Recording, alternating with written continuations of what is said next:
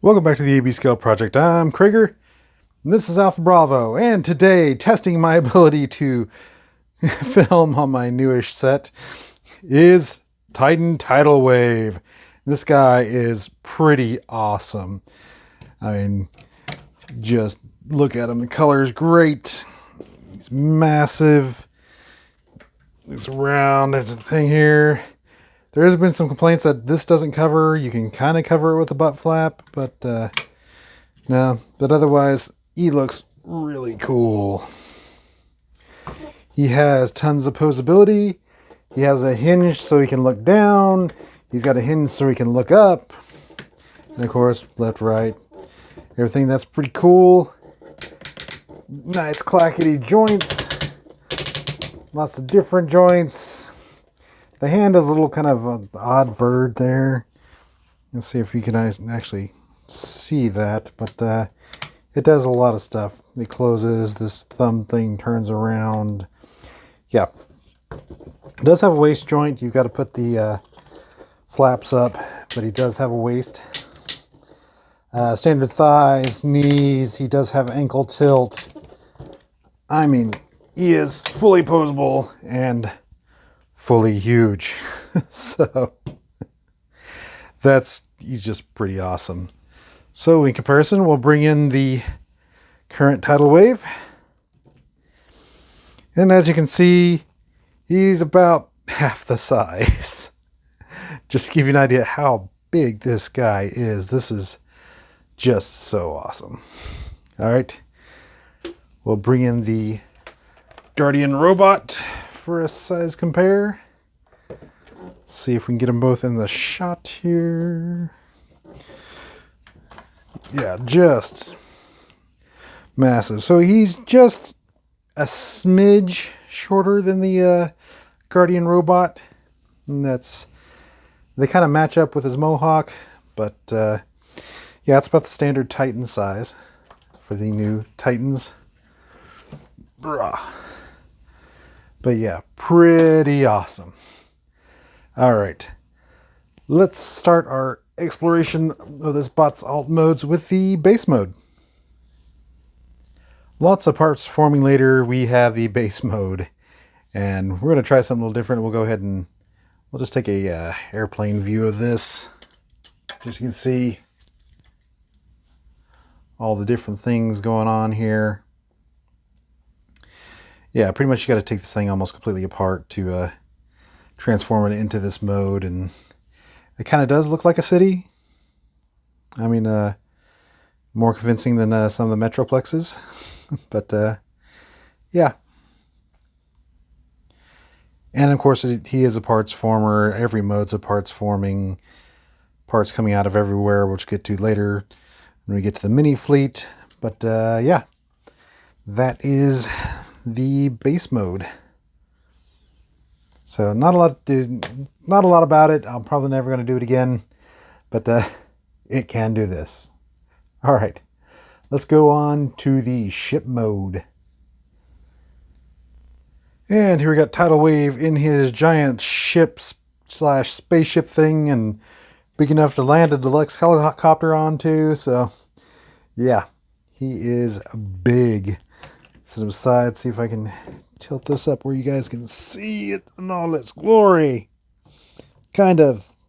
You just have to miss a wing in the back section there, but it is huge. Gigantic. All the guns. Everything. And heavy too. Then this guy's pretty underneath. There's what it looks like underneath. But yeah, just massive. Let's see if we can prop him up on the backdrop there so you can see him back there. Bring in the original and you just kind of overlay just so you can see how much more massive the original is, or the new one is to the original. You see that? Just ginormous. Put it aside again. Get you a good view of the whole thing there. Yeah, that is cool. Very hefty. Just just cool. I mean, that is just an awesome thing. All right, bring Alpha Bravo in. Let's get this into smaller chunks so we can examine it, and as we break it up into its dread fleet. And here's Tidalwave broken up in its component parts in the dread fleet. And you see it's really hard to get them all in the screen together. So let's look at them each one at a time. Alright, here we have what I'm calling the lander section. And it looks pretty good. I mean, it's pretty cool. They got tons of detail in here. Rolls. You got the jets on the back. And it doesn't like to stay together. That's really my only problem with this entire set, is that these two, there's not enough, these clamps aren't far enough out to get a convincing grab on the pegs. Let's see, just sending it down. Stay. Anyway, let's see if we can finish a rotation here. So yeah, pretty neat. All right, I'll do size comparisons later in the video. We'll set those halves aside. Bringing in the aircraft carrier side, again with wheels. This is pretty neat. I like this, that they can flip out, so you can have the crosswind landing as well as the tower. Looks pretty cool. You've got your blast effect compatible front end blasters there. It looks really neat. There's no elevator like the old one had. But man, does this thing look cool. And tons of extra greebling out there to give you some more added coolness. And you got little propellers down there too. So that's pretty neat. I really like that. And then of course the massive main section with all its guns, which these you can pop off and put anywhere. They're just 5mm pegs. But they're cool. They're adjustable. They spin. They are blast compatible. These guys are also on 5mm pegs. They're really tight, but rotatable. So that's pretty neat. Look underneath. There's the mini fleet. We'll get into that in a second. Visible head syndrome, because there's no place to stow it like the old one did. More stuff. More greebling. Pretty neat. No means of propulsion on this one. Just a big pyramid on the butt. But otherwise, not too bad for your battleship dual catamaran. Yeah. So, yeah. So, talking about the mini fleet, this does come with a mini fleet that you can attach to the new Armada Megatron. So that's pretty cool. And so for this one, this component, you pop this guy out with a lot of, there we go. It decided to come out first time. I like that. Anyway, so that's the component there.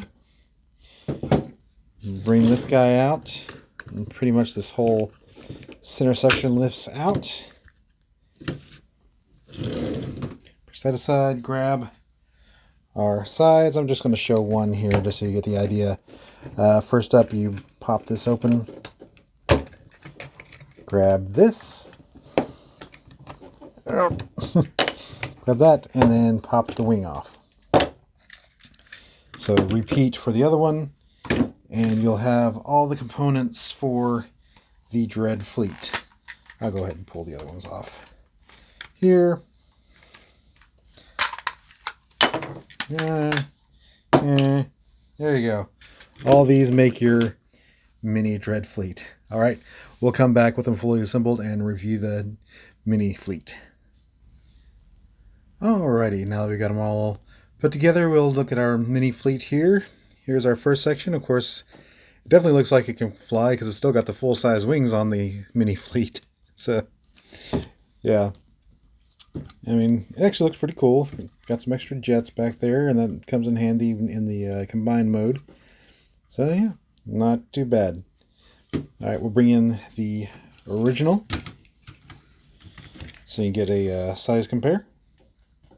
Wings, actually a little bit bigger. Pretty neat.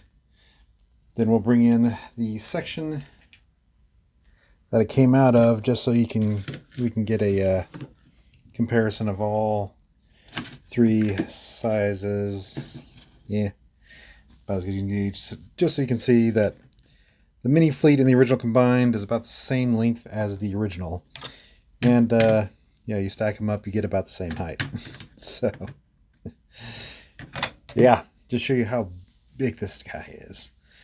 All right, set those aside. I do like that all the components roll. Set that aside. We'll look at the main section.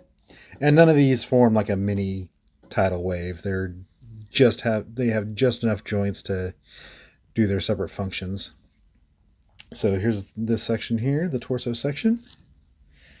Looks pretty neat, lots of detail. There's the original, looking cool. We can compare. Bring in our big guy. Yeah, this one doesn't change much because all it did was, take that piece out of the back. But, man. This one, the new one, is actually longer with both of them on there. You can't really see it from the camera angle, but this is longer. Taller with the guns extended. But yeah.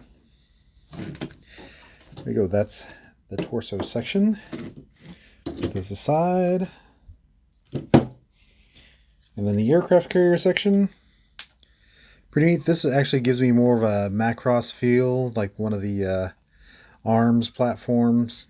So, yeah. Then more Macross, less Nimitz.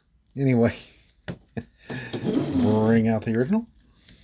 It's a pretty comparable to size, actually. Just about an inch short. It's like double the size. But yeah. And of course, no Minicon came with the new one. So, no Minicon to hide away into the aircraft carrier. But still, pretty neat. Alright, bring out the gutted new one. You can see the combined length is still bigger. Is it actually longer? And the height. The other one's still bigger. So, yeah. Just show you how massive these things are. Anyway, let's go ahead and we'll go ahead and bring all three out here so you can see them all. There's all three of the mini fleet. Alright, let's look how they look like on a Megatron. And here we got Megatron with the mini fleet attached. And you can tell his joints aren't quite up to holding it up. Hold up those side pieces.